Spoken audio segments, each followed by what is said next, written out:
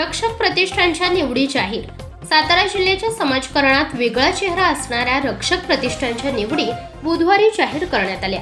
सातारा जिल्हा, कराड, पाटण, कोरेगाव याची जबाबदारी मनोज माळी यांच्यावर, तर वाई, खंडाळा, महाबळेश्वर, साताराची जबाबदारी दस्तगीर बागवान यांच्यावर सोपवण्यात आली आहे.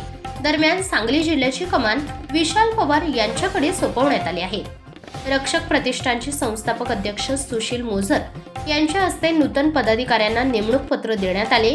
खासदार उदयनराजे भोसले यांचे कट्टर समर्थक व रक्षक प्रतिष्ठानचे संस्थापक अध्यक्ष सुशील मोझर यांनी भारतातच नव्हे तर आखाती देशांमध्ये सुद्धा आपल्या उद्योगाची मुहूर्तमेढ रोवली आहे.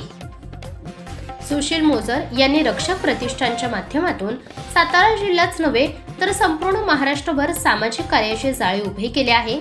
या संघटनेच्या पदाधिकाऱ्यांच्या निवडी संघटनेच्या वतीने जाहीर करण्यात आल्या.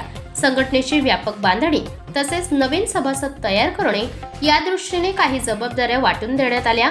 यामध्ये मनोज माळी व दस्तगीर बागवान यांच्याकडे ही जबाबदारी सोपवण्यात आली आहे.